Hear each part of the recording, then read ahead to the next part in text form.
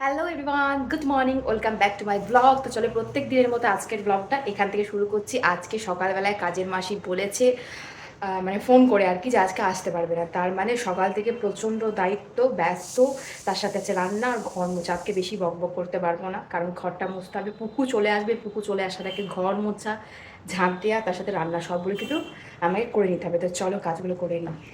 কালকে যখন মাসি এলো তখনই একবার বলে দিতে পারতো।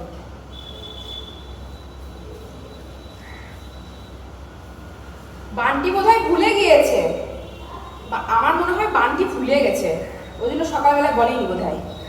কারণ ও তো সকাল সকাল এলো, ও মনে হয় ভুলে গেছে। খুব অত্যাচার এই মাসিদেরকে নিয়ে, খুব অত্যাচার। জানালাতে প্রচণ্ড ধুলো হয়েছে জানো তো। আমি যখন সময় পাই তখন আমি এভাবে একটু করে ঝাঁটটা দিয়ে দিই, আর যদি সময় না পাই তখন আর করা হয়ে ওঠে না। এদিকটা একবার দিয়ে দিই। প্রচণ্ড ঝুল হয়েছে, মাসিই করে বলতে গেলে এগুলো, আমি খুব একটা সময় পাই না করার। আর যখন হাতে সময় পাই তখন একটু করে নিই। ঝাঁট দেওয়াটা আমার সত্যি কারোরই পছন্দ হয় না, নিচে যতটা পরিষ্কার করে ঝাঁট দিই না, মাসিরা ওই ওপর ওপর কোনো রকমে তাড়াতাড়ি করে দিয়ে দেয়।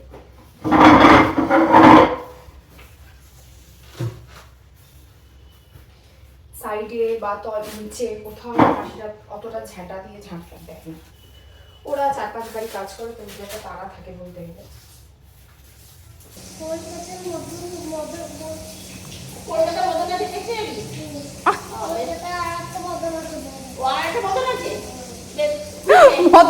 মদন দাদু তোর কথাগুলো শুনে দেখি আবার অজ্ঞান হয়ে যায় না।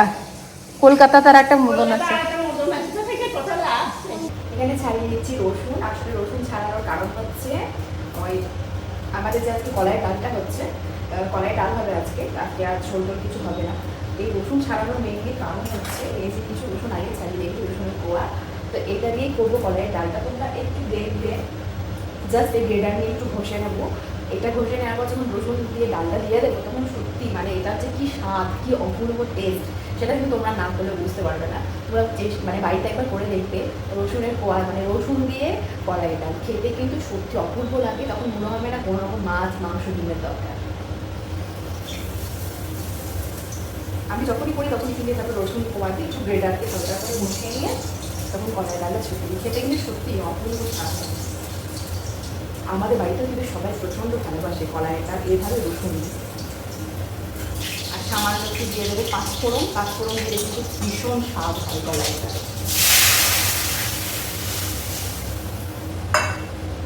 সকাল থেকে যা যা রান্না বান্না ছিল মোটামুটি সব হয়ে গেছে। ডাল, তরকারি, ডিম, মাছ, যে যা খাবে সব কিছু হয়ে গেছে। আর আজকে বললাম কাজের মাসি আসেনি, মোছামুছিরও একটা ব্যাপার ছিল, সেটাও মোছামুছি হয়ে গেছে। পুকুকেও খাওয়ানো হয়ে গেছে। আমি কিন্তু সত্যি বলছি, এবার কিন্তু আমি মানে প্রচণ্ড রিলিফ পাচ্ছি। মানে সত্যি কি বলবো, এত শান্তিবোধ মনে হচ্ছে না। মানে মাথার উপরে রান্না বান্না কাজ থাকলে তখন মাথাটা না অলরেডি ঘুরতে লাগে। তুই নিয়ে এলি হাতুড়ি? হ্যাঁ, সে একই তো।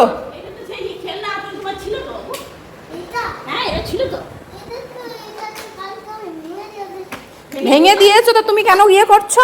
বারবার ভাঙছো কেন? ভেঙে দিয়েছি, ভেঙে দিয়েছি।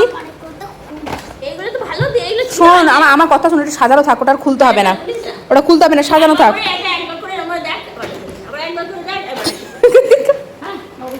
একবার করে দেখ, একবার করে রেখে দে।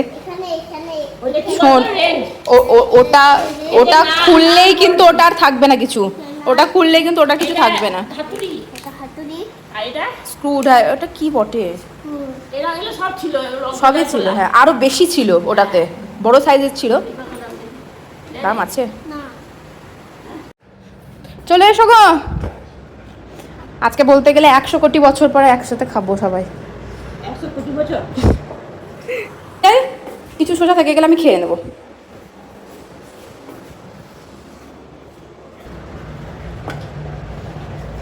আজকে রয়েছে 2 রকমের ডিম ভাজা। আর ছেলে বড় হয় মানে ছেলেরা নিজে নিজে করলে মায়েদের সত্যি সুবিধা হয়, সেই সমস্ত মায়েদের এইগুলো করলে ওরই এক প্রকার সুবিধে। আজকে ভাতে রয়েছে কলাইয়ের ডাল রসুন দিয়ে, তার সাথে রয়েছে ডিম ভাজা, তার সাথে রয়েছে মাছের ডিমের বড়া, আর এখানে রয়েছে উচ্ছে সেদ্ধ, যেটা কিন্তু আমার ভীষণ প্রিয়। এই যে রয়েছে উচ্ছে সেদ্ধ।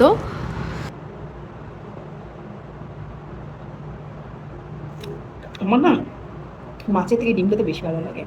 ডিম যদি আমার রোজও হয় না, আমার কোনো অসুবিধা নেই, কিন্তু মাছ আমার একদম মানে অখাদ্য লাগে মাছ।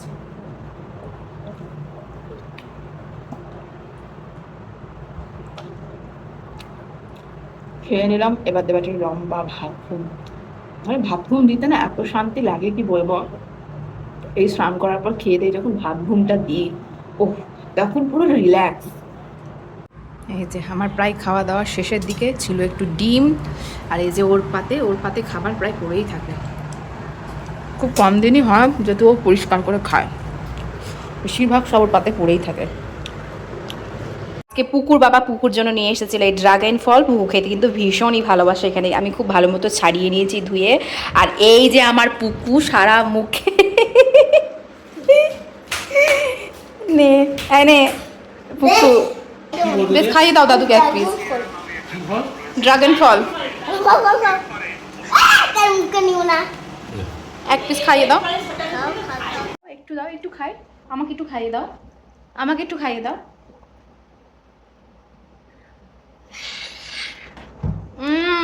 সে একটু কিরকির টাইপের করছে, মানে সেই কি বলবো, পেয়ারাতে যেমন হয় পেয়ারার বিচনগুলো কিরকির করে, ঠিক অনেকটা এরকম। তো চলো এবার লম্বা ঘুম একটু ঘুমিয়ে নিই, তারপর সারাদিনের শান্তি। তো চলো, মা বললো যেহেতু আজকে মিষ্টি বানাবে তাই ভাবলাম যে না নারকেলটা করে দিই যখন বলছে, আর নারকেলের মিষ্টি কিন্তু আমার ভীষণই প্রিয়। তো চলো আজকের ব্লগটা এতটুকুই, কারণ আজকে যেহেতু আর মিষ্টিটা বানানো হচ্ছে না, যখন বানানো হবে অবশ্যই দেখাবো। তো চলো আজকের ব্লগটা এতটুকুই, ভালো লাগলে অবশ্যই আমার ব্লগটাকে লাইক কমেন্ট শেয়ার করে দিও। তো চলো tata, bye bye, good night.